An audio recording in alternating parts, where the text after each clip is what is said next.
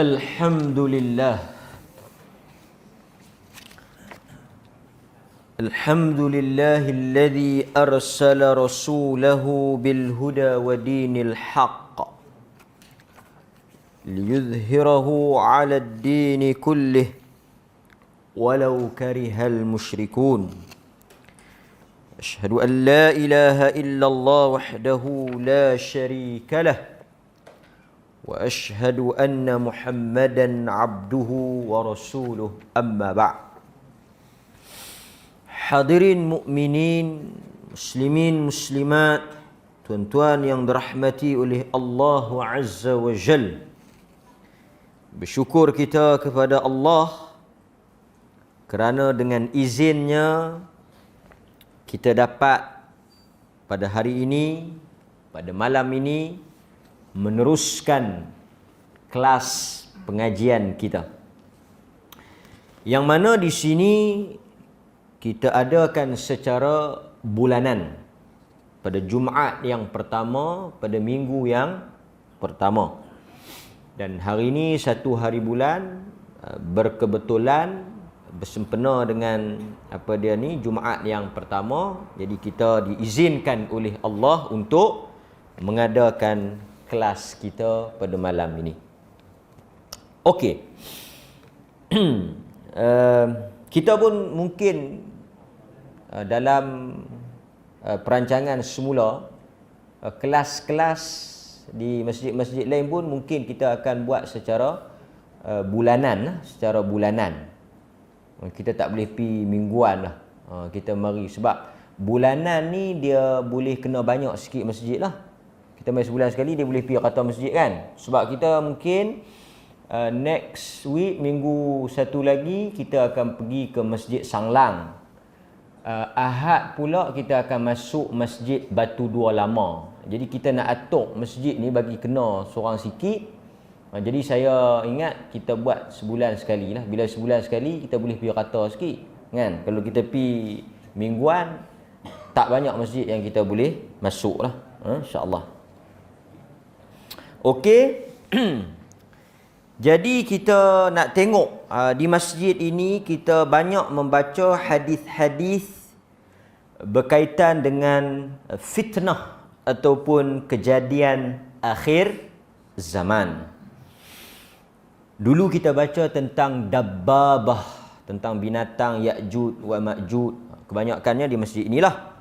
Jadi malam ini kita ambil satu lagi hadis berkaitan dengan akhir zaman juga.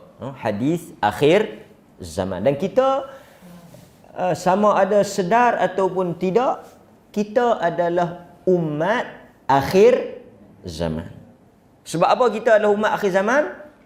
Kerana tidak ada lagi nabi selepas nabi kita Muhammad sallallahu alaihi wasallam. Nabi merupakan penutup, khatamun nabiyyin, penutup para nabi. Tak ada nabi dah. La nabiyya ba'di. Tidak ada lagi nabi selepas daripada aku, kata Nabi. Maksudnya, Nabi sebagai penutup para nabi, para rasul, maka kita juga adalah penutup kepada umat-umat manusia ini. Jadi bila kita sebut umat akhir zaman, merujuk kepada kita. Dan bila kita sebut hadis-hadis akhir zaman, ia akan berlaku pada masa sekarang ataupun pada masa akan datang. Jadi antara hadis akhir zaman yang disebut oleh Nabi sallallahu alaihi wasallam daripada Abu Sa'id Al-Khudri radhiyallahu an. Daripada Abu Sa'id Al-Khudri radhiyallahu an. Yang mana Nabi sallallahu alaihi wasallam menyebut, ada juga yang disebut dalam riwayat Bukhari daripada Abu Hurairah. Ada 2-3 riwayat, daripada 2-3 riwayat. Yang kita ambil ni daripada riwayat Abu Sa'id Al-Khudri.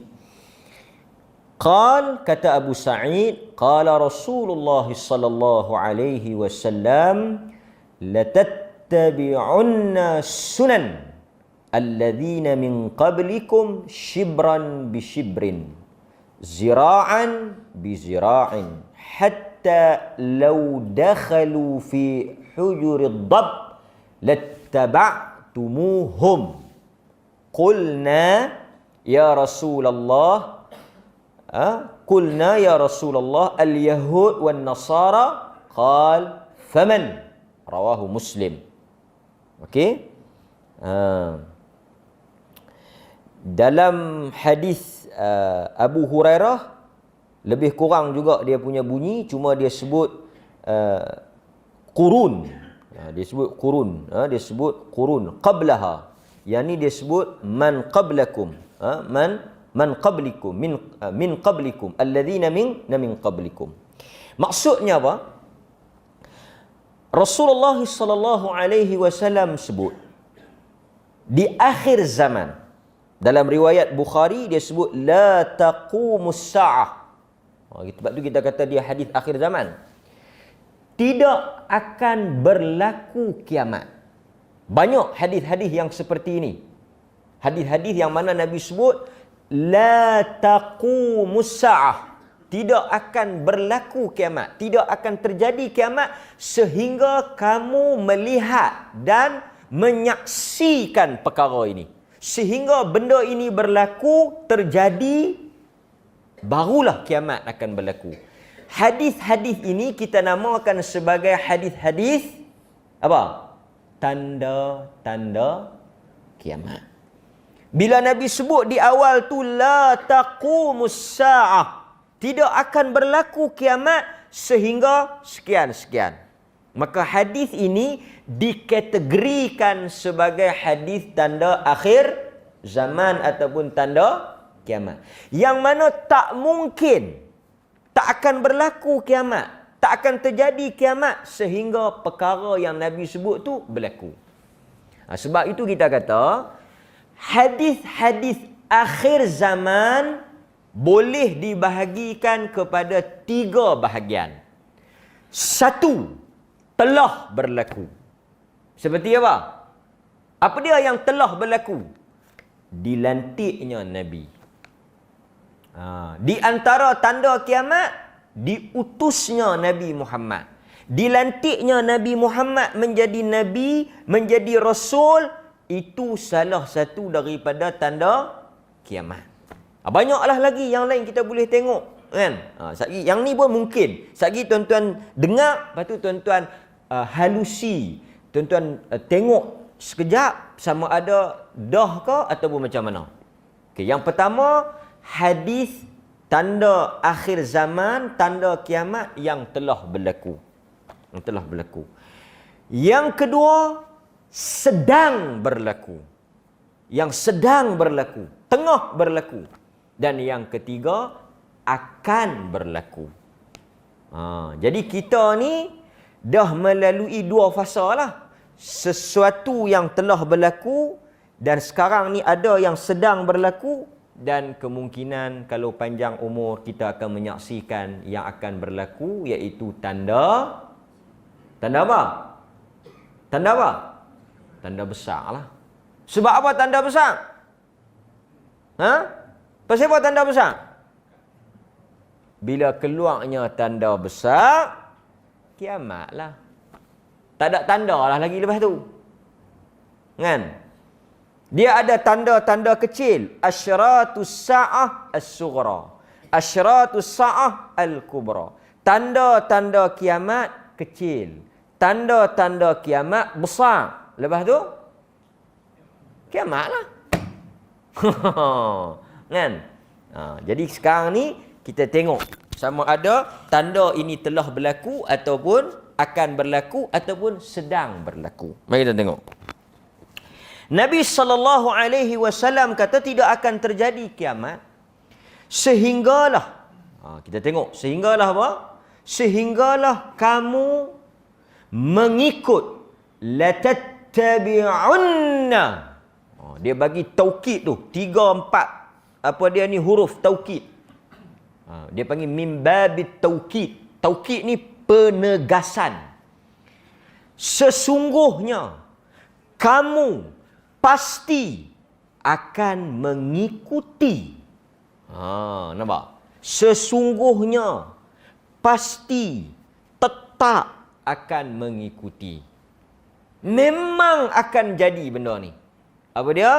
Sunan. Sunan ni kalau kita tengok tafsiran ulama hadis, dia adalah jamak kepada sunnah.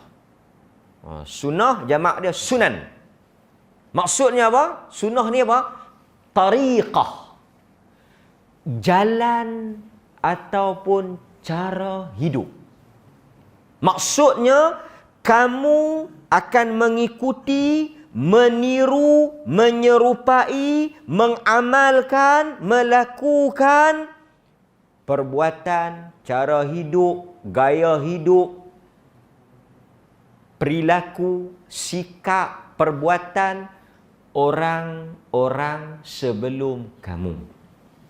Tapi Nabi tak mention siapa dia sebelum kamu tu. Rojok kepada siapa? Sahabat kata, Qulna, kami berkata atau kami bertanya. Al-Yahud wan Nasara, adakah yang dimaksudkan itu Yahudi dan Kristian? Maksudnya kalau kita terjemah macam inilah, seakan-akan Nabi cakap, kamu akan mengikuti cara hidup, agama, perbuatan, sikap, perlakuan Yahudi dan Kristian. Lagi teruk, Nabi kata apa? Kalaulah mereka itu masuk ke dalam lubang biawak, kamu pun akan masuk.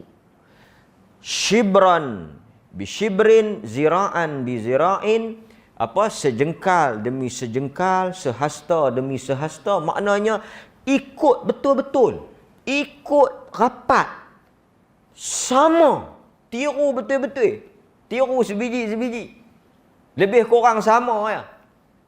Sehingga kalau mereka itu masuk ke dalam lubang biawak, kamu pun akan masuk ke dalam lubang biawak. Hadis ini menjelaskan kepada kita, di antara tanda akhir zaman, orang Islam akan mengikut cara hidup, gaya hidup, perlakuan, perbuatan, budaya Yahudi dan Kristian. Akan ikut. Walaupun pada namanya, pada zahirnya, dia itu Muslim, tetapi tidak pada amalan dan tidak pada pegangan. Apa pandangan tuan-tuan? Sedang, sudah, atau belum dan akan berlaku? Jawapan ini hanya kita sahaja yang boleh menjawabnya. Maksudnya, Islam itu hanya tinggal pada nama, pada slogan. Islam warisan. Tapi dari sudut amalan, dari sudut gaya hidup, the way of life, cara kita bermuamalah, cara kita berpakaian, cara kita berurus niaga ataupun melakukan kehidupan kita ini tidak lagi Islam. Tak lagi Islam. Apa yang dilakukan oleh Yahudi, apa yang dilakukan oleh Kristian, kita mengambilnya sebagai cara hidup kita. Yang ni yang kita kata apa? Yang kita kata Islam itu sesuatu yang diwarisi tetapi bukan sesuatu yang diamalkan. Jadi jangan pelik. Jangan pelik. Okey. Kita tengok sedikit ulasan para ulama. Seperti Al-Hafidh Ibn Hajar Al-Asqalani rahimahullah. Dia kata apa? Dia kata Nabi SAW menyebut. Menyebut apa? Menyebut berkaitan dengan kita mengikuti Yahudi dan Kristian ni sejengkal demi sejengkal, sehasta demi sehasta, sehingga masuk ke dalam lubang biawak, nak menggambarkan betapa teruknya, betapa teruknya kita meniru cara hidup orang kafir. Nabi nak gambarkan betapa teruknya kita terpengaruh, terikut Yahudi dengan Kristian ni. Dia guna sejengkal demi sejengkal, sehasta demi sehasta, sejengkal demi sejengkal, sikit-sikit rapat. Kalau mereka terjun dalam lubang bewok pun, kamu tahu kata lubang bewok, tapi kamu terjun kerana kamu ikut mereka. Dia sangat bercanggah dengan apa? Kita ni kadang-kadang tak faham. Baca tak faham. Bila baca tak faham, mai kepada perbuatan, dia jadi berlawanan lah. Betul atau tidak? Tuan-tuan baca apa? Ihdinas siratal mustaqim, siratal ladzina an'amta alaihim. Betul? Ghairil maghdubi alaihim waladdallin. Apa dia tu? Al-maghdub. Siapa dia? Ya Allah, janganlah engkau biarkan kami mengikuti ni 17 kali paling koman sepana. Paling korang kita mesti baca 17 kali. Sebab ada 17 rakaat. Kita tak mau duk ulang ni, duk ulang. Tak mau ikut Al-Maghdub yang dimurkai. Siapa? Tengok Ibnu Kathir, tengok Al-Qurtubi, tengok At-Tabari. Dia bertafsir apa? Siapa dia? Yahudi. Al-Maghdubi itu ya, yang dimurkai itu Yahudi. Ad-Dallin, yang tuan-tuan duk baca sampai tergeliat lidah tu. Kan? Siapa dia? Kalau Al-Maghdub yang dimurkai itu merujuk Al-Yahud, Ad-Dallin siapa dia? Kristian. Tapi bila Mei 25 disambar, bahasa Arab disambar, Disember, celapak sambut Christmas. Yang tadi ghairil maghdubi alaihim waladdallin tu, hak waladdallin tu yang celapak sambut. Celebrate. Pasal apa? Yang kata dalam semayang tak mau, minta jauh, tak mau ikut. Tapi bila mai kepada praktikal hidup, mai kepada amalan hidup, kita segan nak cakap lah. Lebih Kristian dari Kristian. Betul atau tidak? Macam ceramah Mak Sabu pula. Kita sebut kata kita tak mau. Tapi bila mai amalan, kita sambut Christmas. Cara hidup kita pun ala-ala. Tuan-tuan faham? Ambil sendiri. Maka sebab itu, kita nak tengok hari ini yang dikatakan sebagai mengikuti itu, kata Al-Hafidh Ibn Hajar, juga disebut oleh Ibn Battal. Dia kata apa? Dia kata sesungguhnya umat ini, kata Ibnu Battal, Ibnu Battal sebut, dia kata sesungguhnya umat ini akan mengikuti al-muhdatsat minal umur wal bid'ah wal ahwa, akan mengikuti perkara-perkara baru di dalam agama, bid'ah dan juga hawa nafsu yang telah berlaku kepada umat-umat sebelum ini.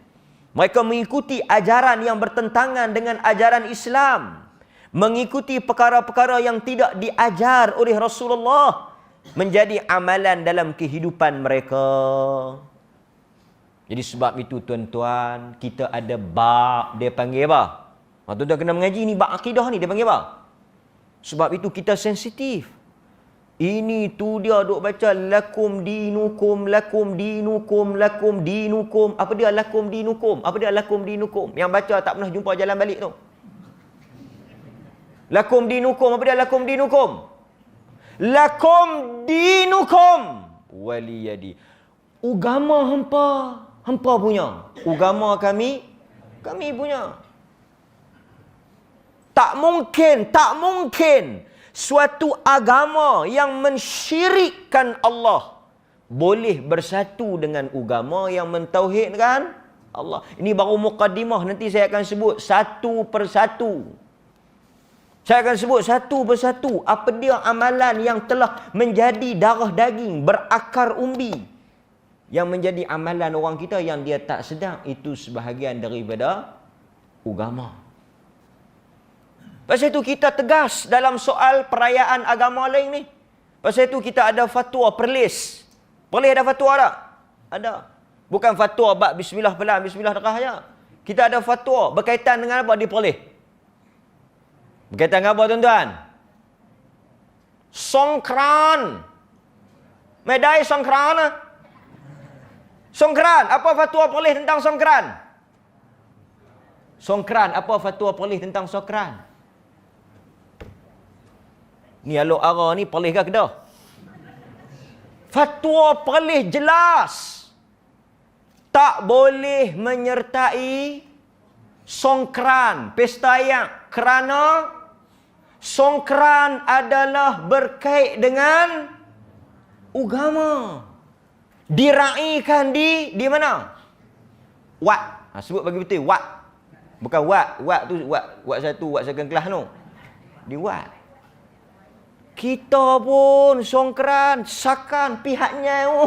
Pihaknya. Pai Malay. Sambut songkran. Seronok sama. Tak boleh. Dia akidah. Kalau nak pihaknya, pi hari lain. Jangan duk pi hari songkran. Sakan sama naik. Siap lepas ke tepi kalau Melayu pi. Ini kita nak sebut ni, kita ada fatwa. Sekarang kita ada fatwa yang terkini, yang terdekat. Apa dia? Pesta? Pesta apa? Ponggel. Makrah bagi betul. Ponggel. Ponggel. Ponggel boleh tak? Tak ponggel. Ni hok yang duk buat tu, lukisan tu, yang duk buat tabuk berah tu, bunga-bunga tu. Tahu tak? Tu pesta ponggel. Tengok saja Hindustan, tak belajar apa pun. Pesta ponggel tu yang duk buat ukiran tu. Yang tu pun berkait dengan agama. Jangan lebih ponggel daripada ponggel. Tak boleh. Kerana dia berkait dengan akidah. Kita tak boleh terlibat. Tak boleh menghias rumah. Tak boleh berseronok. Sehingga para ulama kata, kalau kita tak pernah beli barang, tiba-tiba mai hari tu kita pergi beli barang, kita duk rasa nak celebrate, nak seronok, boleh jatuh kufur. Tak boleh. Sebab benda ni apa? Benda ni berkait dengan agama. Tuan-tuan kena kenal pasti ni. Kita nak pergi celebrate, nak pergi join ni, kita kena pastikan. Nabi SAW sampai di Madinah. Orang Yahudi ada perayaan Nairus. Nama perayaan dia Nairus. Satu lagi Mahrajan kalau tak silap saya. Daripada dua celebrate dua hari besar. Nabi bila tengok, Nabi kata, qad abdalakumullah. Allah telah memberikan. Tuan-tuan kena ingat, kita hanya ada dua perayaan. Kita orang Islam hanya ada dua perayaan. Perayaan agama lah. Yang kemerdekaan, hari guru. Yang ni tak payah bincang. Ni bukan agama. Ada pula duk bincang hukum sambut hari guru. Apa ni? Kita kalau nak bincang hukum sambut hari guru, tak ada kerja lain. Kita ada hari guru. Hari apa lagi? Hari jururawat. Hari apa lagi? Macam-macam hari. Tak habis. Jawatan kuasa fatwa tak berhenti duk bincang. Ini semua hari apa? Tak ada siapa. Ini semua sambutan dunia, keduniaan. Dia tak ada kait dengan ni semayang apa 2 rakaat ni? Semayang sunat hari guru. Ada? Apa? Kadang-kadang orang kita dia tak faham. Pasal itu saya berbeza sikit lah dengan sebahagian orang. Dia bertanya saya, dia kata boleh tak celebrate birthday? Sambut hari lahir. Saya kata kalau sambut bersyukur umur panjang, 60 duk hidup lagi, boleh merawat. Alhamdulillah, buat kenduri syukuran sikit-sikit tak apalah. Celebrate birthday dia tak ada kaitan dengan agama, kan? Bolehlah padang patut sikit-sikit, janganlah melampau sangat, kan? Tak ada masalah. Saya berbezalah kalau tak mau sambut terpulanglah, kan? Tapi bagi saya, yang pentingnya perayaan dalam agama, yang dikatakan ibadat kita hanya dua. Aidil Fitr dan Aidil Adha. Jadi kita cukup dengan 2 hari raya itu. Kan? Yang lain daripada tu, Wesak Day, Taipusam Day, apa semua tu, tak payahlah. Kan? Tak payah. Tak payah kita nak terlibat sama dan tak payah kita nak masuk kerana itu berkait dengan agama. Berkait dengan agama. Okey.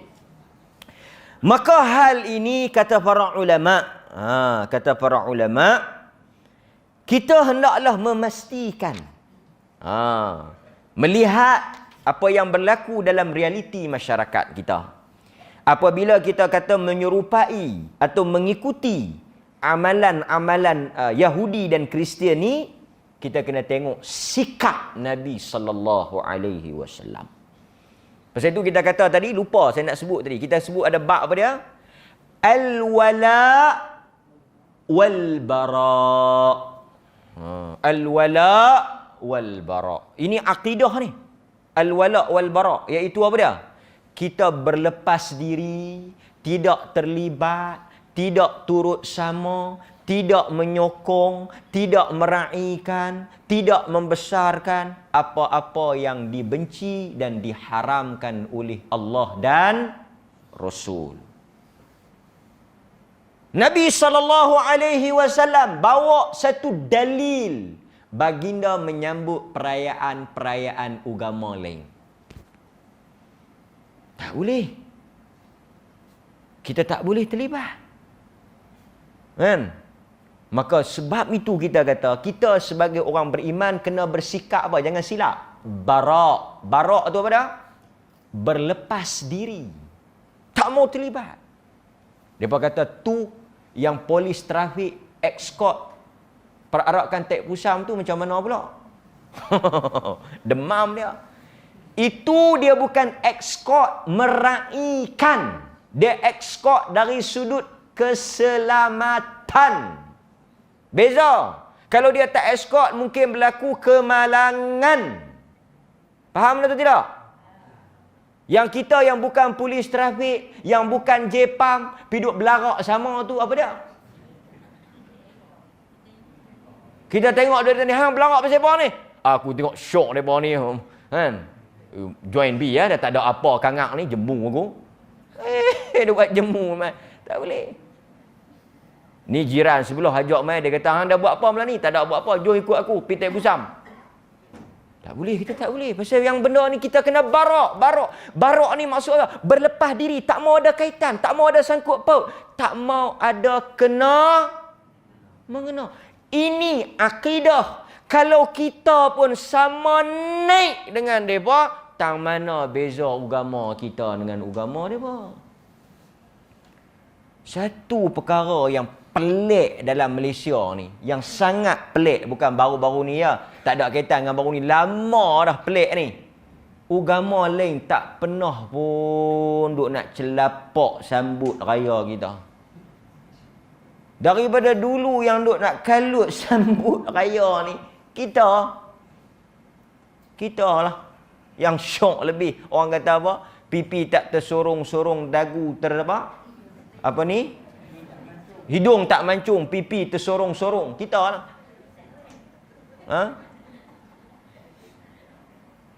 Maka sebab itu tuan-tuan, kita jangan buat main-main dalam hal ini. Kemudian kata para ulama lagi, soal tasyabuh. Tasyabuh artinya menyerupai atau mengikuti. Ni kita kena bezalah. Kita kena beza. Larangan ini khas. Dan selalu kita sebut merujuk kepada syiar, amalan, perlakuan dan perbuatan khas agama tersebut. Maknanya apa yang menjadi lambang, syiar ni lambang agama tu, kita tak boleh terlibat lah. Perayaan agama dia, pakaian agama dia, yang berkait dengan agama dia tak boleh. Berkait dengan agama dia tak boleh. Seperti tuan-tuan nak pakai pakaian agama, tak boleh lah. Ulama-ulama kita sangat tegas. Apa dia ni? Pakaian agama.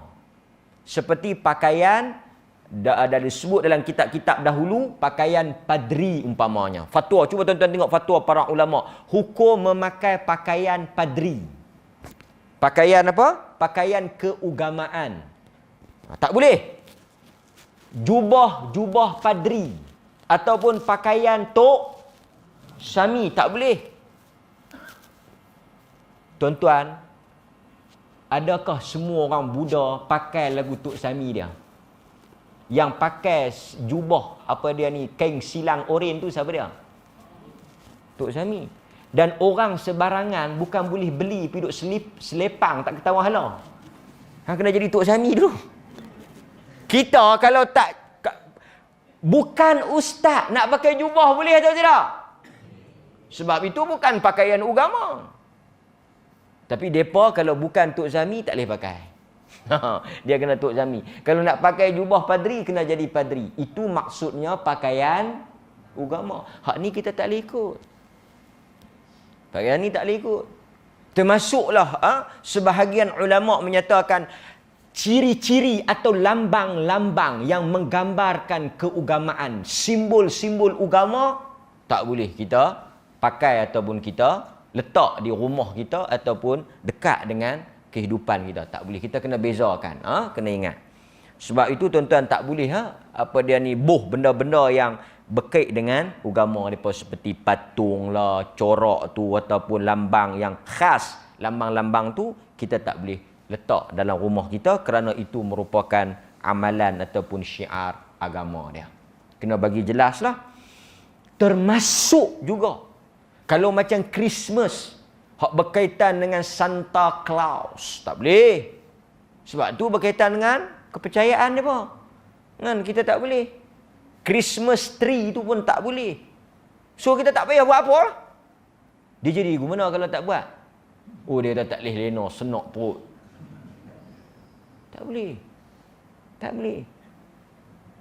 Cuma kalau mereka hidang kek, kita sapu. Kita makan lah. Tapi kita nak pergi duk beli, nak duk celebrate tu dah. Pasal ini bukan, ini agama. Mereka sambut ni, berkait dengan agama. Maka sebab itu tuan-tuan kena tengok. Maka kita tak boleh membesarkan apa-apa perkara yang berhubung kait dengan agama mereka. Maksudnya khas berkaitan dengan agama. Itu satu. Berkaitan dengan agama. Okay, clear. Jadi sebelum tuan-tuan nak join, nak celebrate, kena clear dulu. Yang ni hampa sambut pasal apa? Hampa sambut pasal apa? Tanya sebab apa? Baru mereka cerita.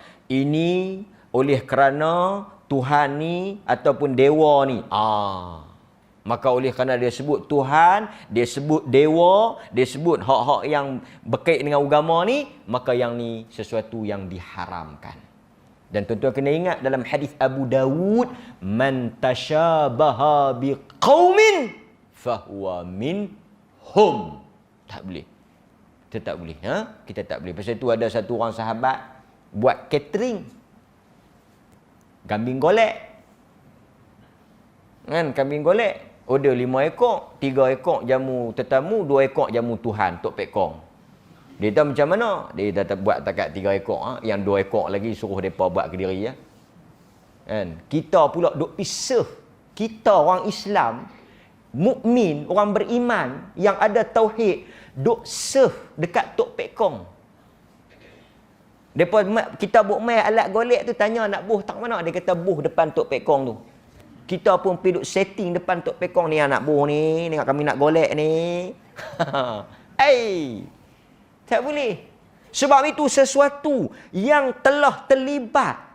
Ni kan orang duk tanya limau ni. Yang terlibat dengan upacara semayang mereka ni kita tak boleh. Tak boleh. Tak boleh sentuh. Kita tak boleh terlibat. Kan? Limau biasa ni ambil lah. Kuih bakui, kuih bulan, kuih apa semua ni makan lah. Yang ada kaitan yang upacara semayang, agama mereka ni kita jangan terlibat. Kan? Okey? Ini antara perkara-perkara yang kita kena tegas lah. Sebab dia berhubung dengan akidah. Kemudian, dia bukan sahaja terhad dengan soal akidah. Ni kita pergi sikit. Soal akidah clear nak? Hak agama tu clear. Tapi kalau dia sambut di atas budaya. Gawai pun tak boleh gawai. Gawai tak boleh. Pasal apa gawai tak boleh? Gawai ni pasal apa gawai ni? Nyiru gawai, nyamak apa pun tak tahu. Ada bahasa dia. Gawai ni katanya untuk menyeru atau berterima kasih kepada semangat padi. Ini gawai lebih pada Dayak pula kita tengok. Gawai ni pesta menuai. Lepas tu mereka buat pesta ni lah keamatan ni. Gawai ni untuk apa? Untuk berterima kasih kepada semangat padi. Kan orang asli ni mereka semangat ni. Jenis apa? Animisme ni jenis percaya batu, percaya pokok. Tengok masuk dalam hutan, pokok tu besar beleng sikit. Dia kata kamak ni. Dia bukan boleh tengok beleng sikit dia jadi Tuhan. Tengok batu ni, batu lain pelik sikit ni. Mereka pun sembah ni panggil animisme. Jadi kita tak boleh sambut pesta ni.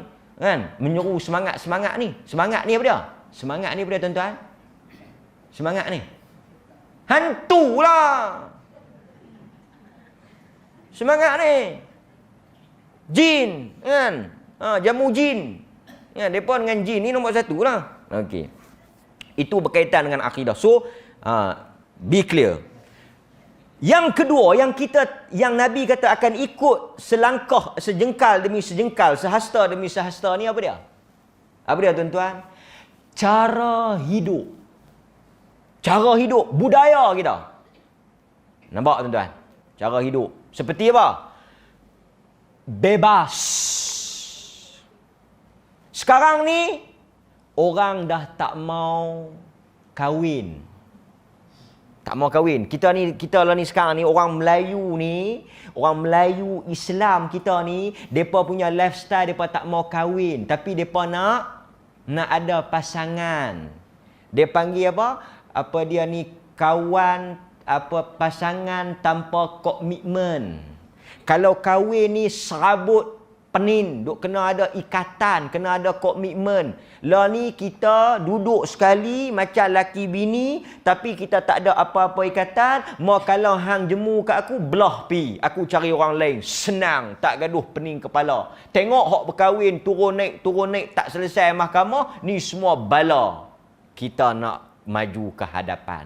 Ramai dah kita duk dengar lah ni bersekedudukan tanpa apa? Tanpa ikatan. Ini mari mana budaya ni? Ini budaya kafir. Kita kat kampung ni pun sokong. Tak apalah hang berkawan lah dulu kena hati budi. Yang membenarkan pergaulan bebas, berkawan laki perempuan ni mai mana? Mai mana tuan-tuan? Mai daripada orang bukan Islam. Orang Islam tak ada istilah kawan laki perempuan ni. Laki-laki kawan laki-laki, perempuan kawan perempuan. Yang kawan laki-laki perempuan ni kawan apa? Kawan bini. Laki bini. Kita ada bini, yang kita duk pergi kawan dengan bini orang tu buat apa? Yang bini hang duk ada, hang duk pergi galak kawan dengan bini orang. Ini tuan-tuan, jangan terkejut. Saya ni dengar cerita berkait dengan suasana kita ni. Kalau tuan-tuan dengar, tak jauh beza dengan kehidupan orang bukan Islam. Bebas bertukar pasangan. Kita ni kok poleh ni, kok aluk ara ni mungkin tak nampak lagi kot. Tapi di luar bandar-bandar besar, benda ni dah biasa. Benda ni dah Normal. Suami pun tahu isteri dia ada pasangan, isteri pun tahu suami dia ada pasangan, pandai-pandai makan, pandai-pandai simpan. Oh, ini sudah menjadi satu budaya. Tuan-tuan, swapping dia panggil, bertukar pasangan. Macam tukar kereta, jemu, pakai kereta aku pakai kereta hang. Jangan main-main. Kawan saya yang terlibat dengan kaunseling, dia kata antara benda yang sangat besar merebak dalam masyarakat adalah kegiatan ni. Itu saya sebut satu. Dan kita dah pandang di suasana masyarakat, wallahu alam, banyak tuan-tuan. Itu satu. Berkaitan dengan cara hidup. Dan cara hidup kita sekarang ni tuan-tuan apa? Orang dah tak mau dah ni hak yang nilai-nilai Islam. Nilai-nilai Islam dipandang kolot. Bertudung, pakaian menutup aurat ni lama dah orang duk nampak kolot, ketinggalan zaman. Kita pun bebas ikut trend masa kini, pakaian pun semakin bebas, semakin seksi. Ni mari mana? Mari mana? Ikut trend ni bukan ikut trend, ikut kafir. Pasal itu kadang-kadang kita semangat pergi, saya tengok demonstrasi di video, semangat. Kita tengok, sakan dia semangat. Kita mesti mempertahankan Melayu Islam. Tengok dia, hang ni Melayu ke Islam ke? Kan? Sebab itu kita kadang-kadang tuan-tuan, ini satu benda yang sangat bahaya. Kita bagi laluan pada azan. Kita sebut lagi satu dua contoh supaya tuan-tuan kita tak termasuk dalam apa yang diberi amaran oleh Nabi sallallahu alaihi wasallam. Okey. Boleh tuan-tuan? Jadi sebab itu kita kena pastikan apa-apa benda yang kita nak buat tidak boleh ada hubung kait dengan meniru agama lain. Dahulu orang Melayu ada buat apa? Lenggang perut. Lenggang perut ini menyerupai amalan Hindu. Lepas tu mereka duk marah Indra marah pasal ni lah. Habis tiru Hindu habis. Kan? Amalan lenggang perut ataupun mandi nian. Amalan lenggang perut ni apa dia? Untuk apa? Saya tanya ONG, Obstetric and Gynecologist, adakah dari sudut perubatan amalan lenggang perut ni? Dia kata apa lenggang perut ni? Ada lagi dok buat? Ada lagi ke dok buat? Tak ada dah. Tak ada dah. Bagus. Pasal dah sedap kata Hindu. Saya pun tak tahulah. Entah tak kau perlu aluk arah ni. Baby shower. Tak tahulah tu, duk aluk arah. Baby shower, tahu amalan baby shower? Ni saya main cerita ni. Amalan 7 bulan, 8 bulan, mereka buat satu majlis baby shower ni. Apa dia baby shower ni? Kita pun tak tahu. Amalan baby shower, baby tak keluar ni. Amalan baby shower ni maksudnya apa? Mandi budak. Tapi bukan dia buat masa budak tu terbit. Saya difahamkan masa perut 7, perut 8 buat baby shower ni. Balik pi cek tengok kok ada anak-anak kita buat baby shower ni. Ini daripada budaya Kristian, budaya Barat. Yang mempelopori budaya shower, baby shower ni siapa? Golongan artis, buat pesta, majlis besar-besaran baby shower ni yang tak ada dalam sunnah. Cuma depa nak bagi nampak elok sikit, panggil ustaz sebelum mula tu baca doa selamat. Lagu tu. Kan? Tak ada. Kita tak ada. Kita yang ada amalan apa? Yang ada. Kita amalan selepas kelahiran. Islam yang ada amalan selepas kelahiran bayi, iaitu cukur Rambut dah alhamdulillah kita tengok sekarang masyarakat pun dah sedap, tak ada dah cukur jambui ni. Cukur jambui ni antara bid'ah yang paling karak dalam masyarakat Melayu. Kawan ni cuek sikit, kawan ni cuek sikit, kawan ni cuek sikit, cuek mai. Kan? Tak ada dah. Mana ada cuek-cuek sikit ni, yang Nabi buat apa? Cukur botak. Tu pun ada tak mau cukur. Tak mau cukur, tuan-tuan, tak mau cukur. Tahu tak tak mau cukur tu apa dia punya, apa dia kesan dia?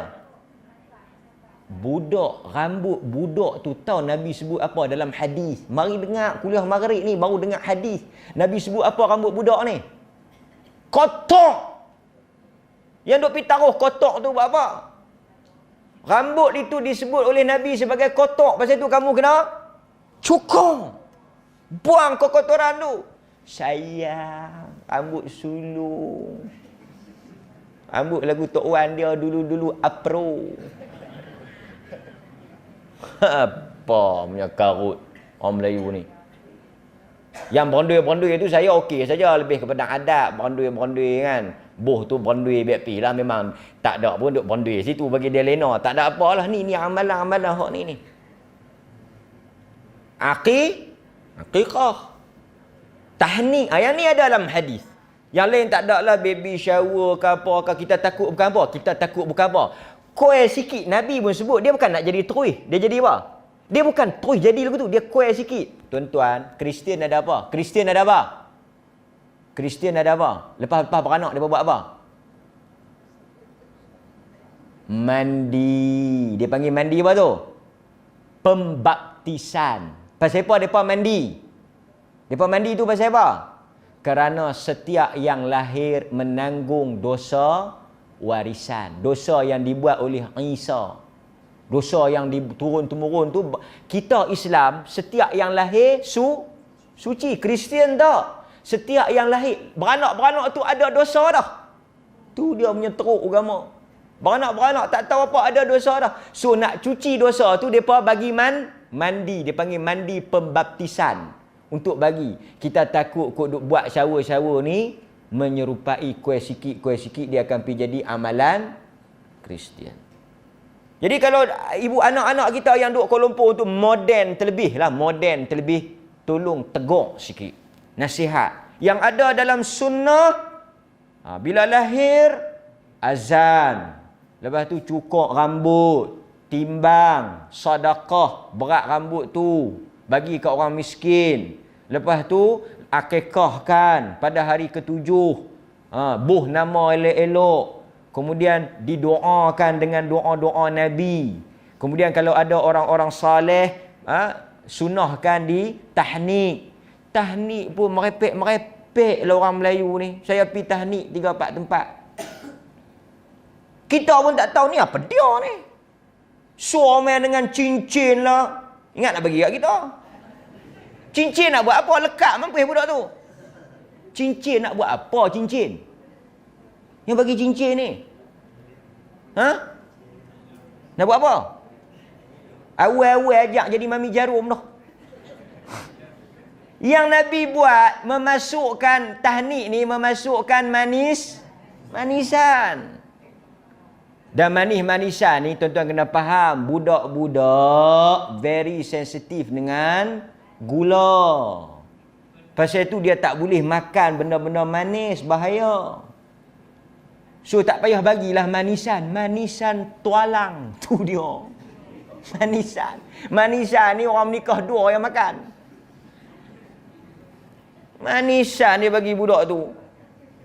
Budak lagi tak kerti apa. Buh sikit zam-zam, ambil berkat air zam-zam tu. Pasal berkat air zam-zam. Buh sikit kurma bagi manis, sikit-sikit cap-cap lagu tu saja.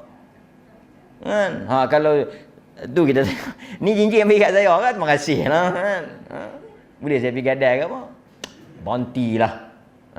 Ini juga amalan. Ada buat main gunting kacik. Gunting kacik ingat nak belah mulut tu. Gunting kacik pun ada buat main. Kacik berapa atas kacik? Kan?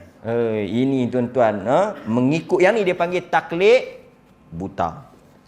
Maka secara kesimpulannya, bila dia berkait dengan ni, saya nak sebut sikit garis panduan. yang disebut oleh para ulama. Yang pertama sekali tuan-tuan, macam tu juga gaya hidup tuan-tuan kena. Benda-benda yang baik, okey, benda-benda yang baik. Seperti budaya Jepun, disiplin, datang awal, budaya hormat orang tua-tua, budaya budaya-budaya yang baik, nilai-nilai yang baik kita boleh ikut. Dari sudut perkara yang baik kita boleh ikut, tak ada masalah. Itu tak ada apalah. Yang baik-baik depa tak mau nak ikut kan. Yang tak ketahuan juga yang depa ikut kan. Okey. Kita pun samalah. Jenis orang Melayu ni satu yang bahayanya, dia suka mengikut. Dia suka mengikut. Yang pertama, kita tidak melakukan apa-apa perbuatan yang menyerupai ritual agama tersebut. Seperti isyarat kepala. Duduk tunduk. Tak boleh lah. Kalau kita pi, kita jangan tunduk. Kan kok pi. Tuan-tuan pergi mengunjung orang kafir, kawan tuan-tuan mati, tuan-tuan pi mengunjung, boleh. Tuan-tuan pi mengunjung boleh. Tapi pergi, terima kasih. Janganlah tuan-tuan pun bila kita pi adik-beradik ke. Kan? Siap dengan kain putih lah. Kan? Lepas tu pi duk. Tak boleh, tunduk tak boleh. Kan? Kita pi buat biasa lah. Tu satu. Tak boleh ritual. Seperti juga kita tak boleh buat tangan. Tak boleh. Tak boleh. Ini saya tengok satu orang pergi kat Tok Sami masa Songkran, pergi buat macam tu kat Tok Sami. Pergi buat macam tu kat Tok Sami. Ni kat Tok Sami buat macam tu. Yang ni memang khusus untuk ritual agama ni apa? Buat gitu. Kan? Buat gitu. Kita tak payahlah, kita pergi salam je lah. Hormat cukup lah. Tak payah pergi. Kan? Sebab itu Sami kata, bila yang jadi siam ni? Ada sampai lugu tu. Kan? Tunduk dan sebagainya. Tak boleh lah. Ada yang lagi sakan. Siap dengan pegang colok. Kan? Ini kena ingat. Ini termasuk dalam larangan. Itu yang pertama. Yang kedua, tidak boleh mengucapkan apa-apa jua ungkapan. Perkataan yang bermaksud kita membesarkan agama dan sembahan mereka. Apa-apa ucapan mereka tu kalau macam kongsi fakcai tak apalah, selamat tahun baru. Tapi kita kena tengok juga ni kan. Macam apa ni perkataan-perkataan yang bermaksud Tuhan mereka. Kan? Seperti apa Tuhan mereka ni? Ram. Tak boleh lah kan. Ram. Tak boleh lah. Perkataan yang bermaksud kita mengangkat agama mereka. Tidak boleh memakai apa pakaian khas yang merujuk kepada yang ini kita sebut tadilah, yang merujuk kepada lambang agama mereka. Tidak memakai apa-apa peralatan yang memiliki simbol khas seperti rantai yang mempunyai lambang salib atau membuat tanda di dahi. Tak boleh. Ni orang Melayu pun yang calik 3 tu tak ada. Ni sindur. Calik, tapi bila kita tanya tahu calik ni apa? Tak tahu. Nama dia sindur. Pasal apa bila tuan-tuan tengok semua wanita, bukan semua wanita Hindu ada sindur. Sindur ni siapa yang calik? Wanita yang berkahwin saja, anak dara tak ada calik. Kita semua calik daripada mak dara sampai anak dara calik. Depa buat majlis, apa dia ni? Majlis di Putra Regency. Tema apa? Bollywood Nights. Malam Bollywood. Okeylah, pakai sari. Dia kata boleh pakai sari? Bolehlah. Sari muslimah. Sari muslimah ni sari yang tutup aurat lah. Tak apa sari kan. Sari ni pakaian, bukan pakaian agama, pakaian budaya, pakai sari muslimah. Cukuplah. Ini dok nak calik juga sindur. Kan? Tak bolehlah pasal yang tu berkait dengan kepercayaan agama. Ni yang calik ni. Kan macam calik 3 lah. Tak boleh. Nampak? Okey? Itu dia panggil lambang agama. Dia panggil lambang agama. Okey? Apa dia? Tuan-tuan kena jaga kan? Okey. Tidak terlibat dalam amalan tersebut. Seperti berada di dalam majlis dan rumah ibadat ketika upacara itu sedang berlangsung. Sebab itu bila Taik Pusam tu diingatkan kalau siapa yang terpaksa pergi, Dia berada dalam dewan yang luar daripada kadang-kadang pemimpin-pemimpin masa pergi. Mereka berada di dewan yang luar lah. Bukan berada di apa? Di gua tu. Di gua utama tu mereka jangan pergi lah. Dan kita anak-anak Melayu yang terlibat dengan sukarelawan, volunteer Persatuan Bulan Sabit ke apa ke, sedihlah kita ni. Pergi jadi sukarelawan pada hari Tek Pusam, pegang hak tua-tua ni, bimbing naik pi ke atas nu. Punyalah nak tunjuk keharmonian. Kita ada batasan kita.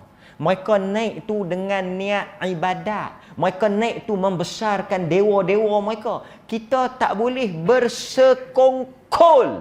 Tak boleh terlibat. Itu agama mereka.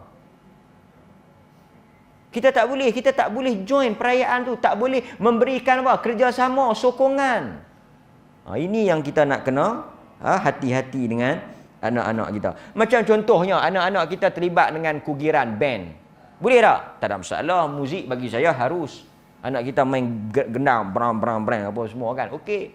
Bagi saya open. Okey, tak ada masalah. Cuma kita abang kat dia. Main majlis-majlis yang ketahuan sikit lah. Kan? Saat ni geng gereja mana pi, dia kata, boleh kita jemput budak-budak band ni pergi main di gereja. Untuk kita punya Sunday ceremony. Kan? Tak boleh lah. Kan, budak-budak kita pergi main muzik di gereja sempena ceramah depa hari Ahad. Tak boleh lah. Kan? Tapi kalau pergi main majlis-majlis biasa kahwin ke apa ke, okeylah. Faham atau tidak? Nampak. Sebab itu termasuk dalam meraihkan agama depa. Okey.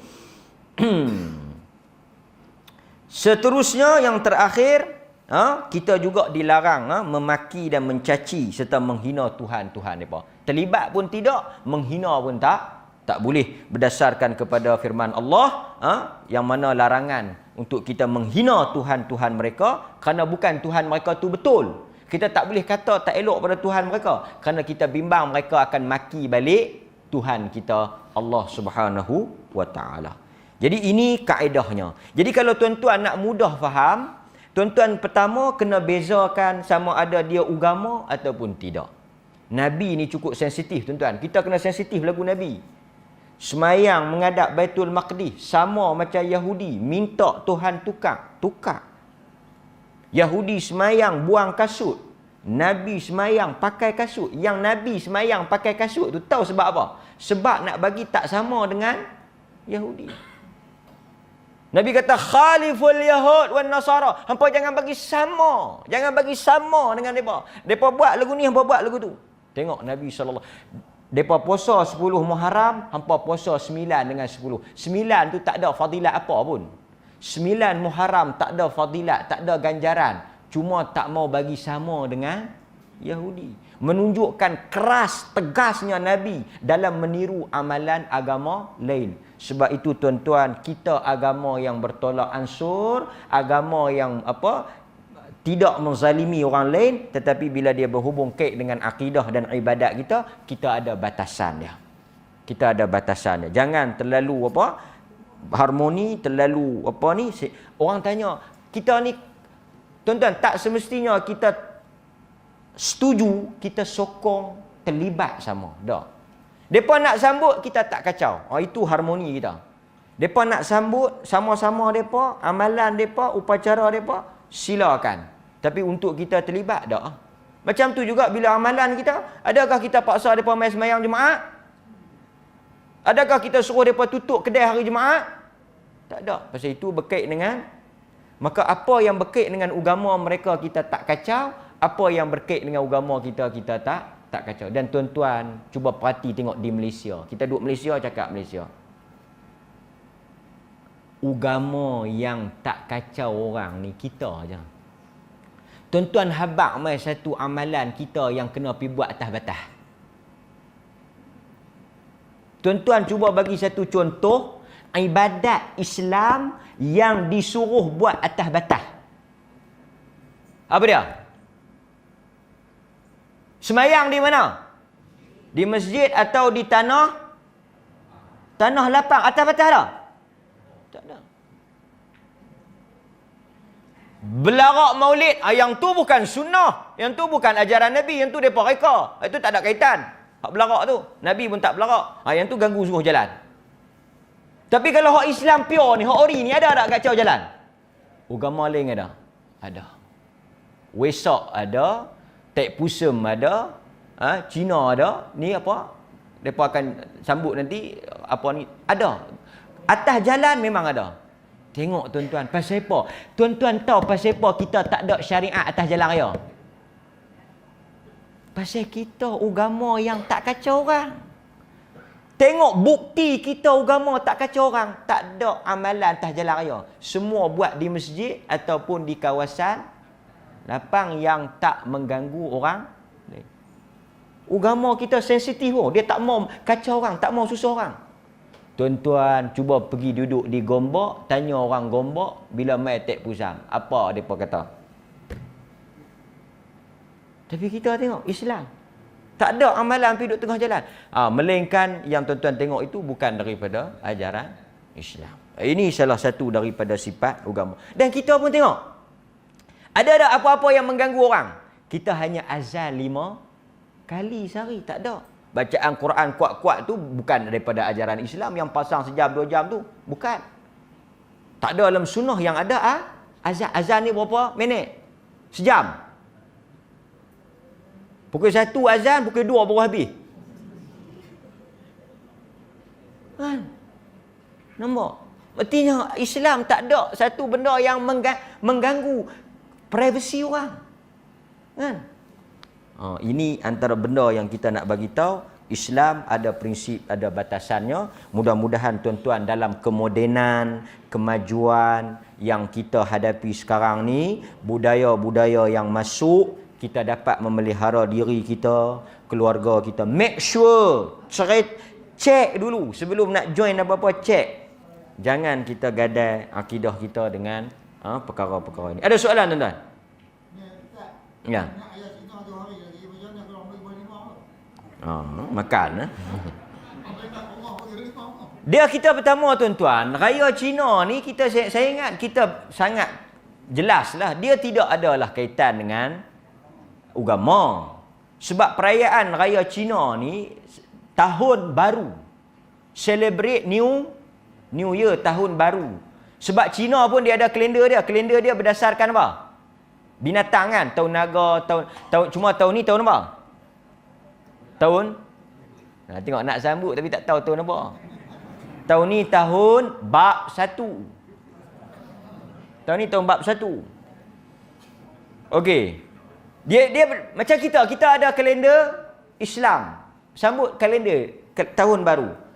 Dan tuan-tuan yang saya dipahamkan, depa tak ada lah upacara-upacara khas agama depa, cuma depa ada makan besar. Makan besar, himpun ramai-ramai. Itu sajalah. Jadi saya ingat setakat. Tapi tuan-tuan janganlah. Tuan-tuan tak, okey kita kata perayaan kaum Padang patut cukuplah. Tak payahlah tuan-tuan 4 hari bulan. 4 hari bulan lah? 5. Tak payahlah 5 hari bulan ni pi kangak pakai baju merah. Tak payahlah. Tak payahlah duk kalut pergi bercakap pakai baju. Tak payah pakai baju beza 5 hari bulan ni. Kan? Padang patutlah. Kemudian kalau ada tarian naga, tengoklah, cukuplah kan. Sudah. Tak payah lebih-lebih. Depa bagi kuih bakui, kuih bulan, buah limau, makanlah. Pasal benda-benda tu tak ada masalah kan. Tak ada kaitan dengan kepercayaan apa. Kan? Okey, depa jemput pergi rumah terbuka, pergi jelah, makanlah.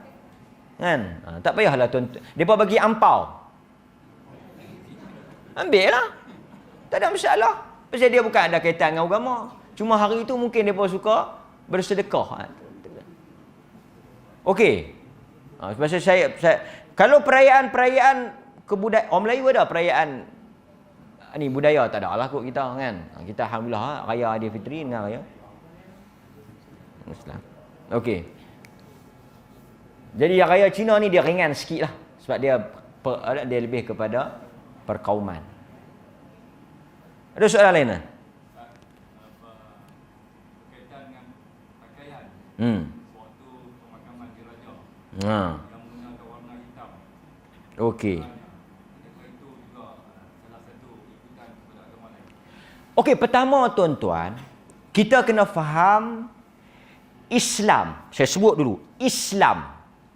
Islam ada atau tidak syariat berkabung? Ada atau tidak? Tuan-tuan kena jawab, ada atau tidak?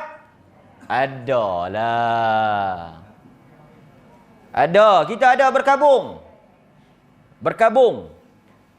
Iaitu berdasarkan hadis, berkabung bagi isteri yang kematian suami selama 4 bulan 10 hari. Isteri yang kematian suami wajib, bukan sunat muakkad, wajib. Wajib berkabung di atas kematian isterinya, iaitu dalam iddah. Yang mana para ulama menyatakan berdasarkan hadis, mereka tak boleh keluar rumah. Tak boleh pergi mana-mana. Tengok orang sakit ke, makan kenduri ke apa ke, pergi Mekah haji ke apa ke, semua tak boleh. Kena duduk dalam rumah 4 bulan 10 hari, ngong seorang-seorang. Tak boleh pergi ke mana-mana. Duduk. Duduk, tak mau. Nak keluar, tak boleh, tak boleh. Melainkan darurat. Yang kedua, mereka tak boleh bersolek, berhias dan memakai pakaian yang inilah, cantik-cantik, tak boleh. Jadi mereka kena biar tak bersolek, biar tak berhias, biar dalam keadaan bersedih, dalam keadaan sugul lah. Laki mati. Pasal itu bila kita tengok satu orang makan tak lalu sedih, awak laki mati kan? Ini cara dia. Tak boleh. Dan dia tak boleh bercampur dengan orang. Ini makna berkabung ni. Berduka. Okey. Dan dia boleh teriak menangis lah. Sedih lah. Tapi bagi yang bukan kematian kematian suami, ahli keluarga, berdasarkan hadis Abu Ja'far, Nabi benarkan selama 3 hari.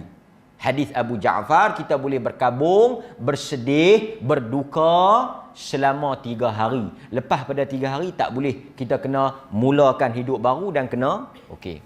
Itu berkabung dalam Islam. Balik kepada upacara perkabungan atau pemakaman raja-raja ataupun sultan-sultan ni, kita pertama kena ingat, okey, adat istiadat. Adat istiadat.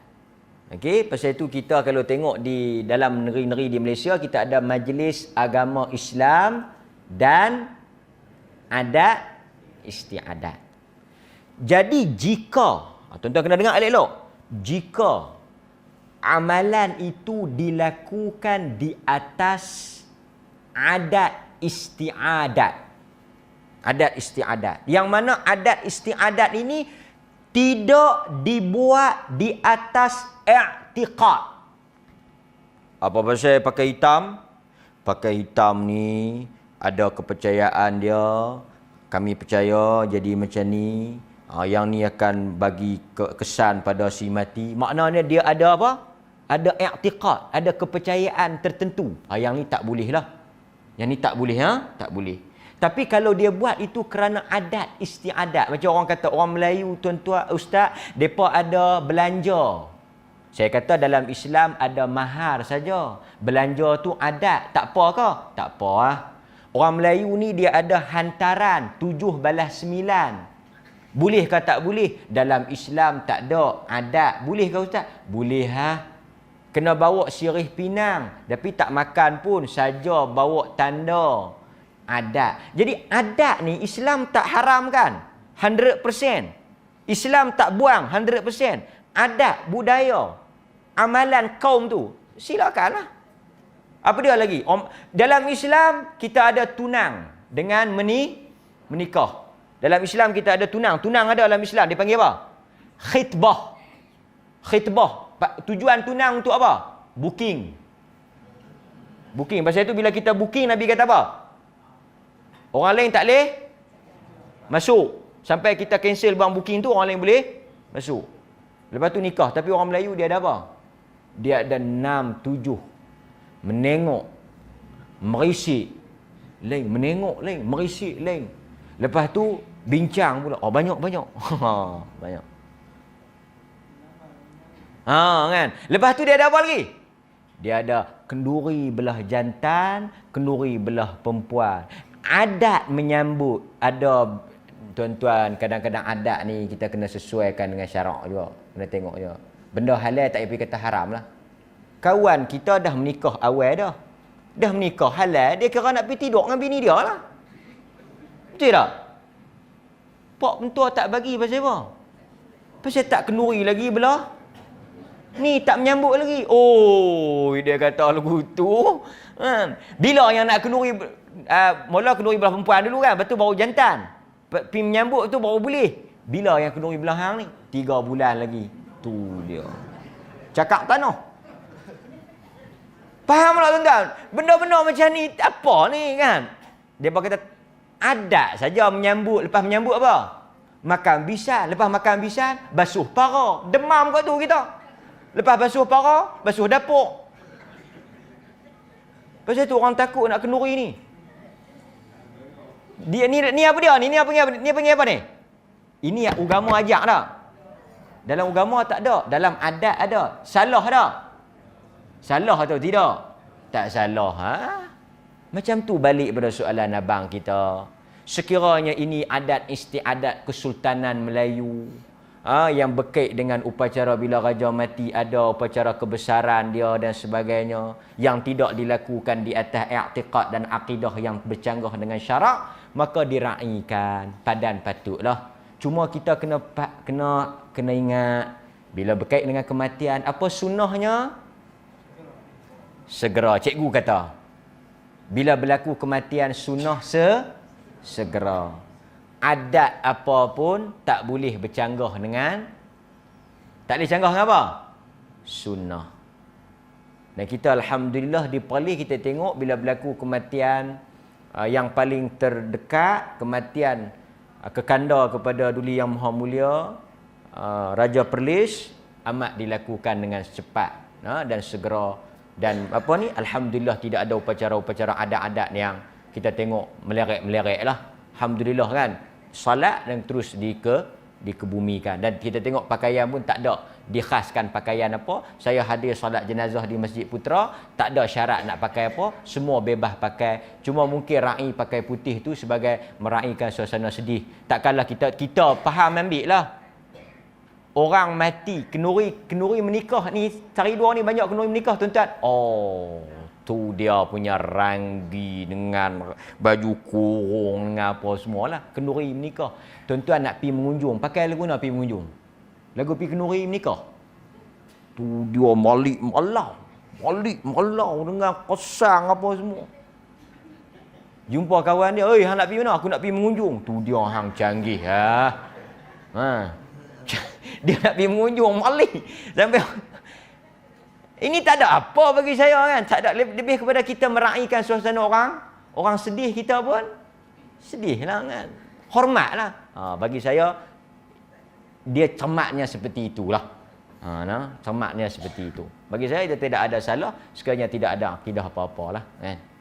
Lebih kepada adat tidak diharamkan dan tidak dibuang dalam Islam. Kita raih. Cuma padan patutlah.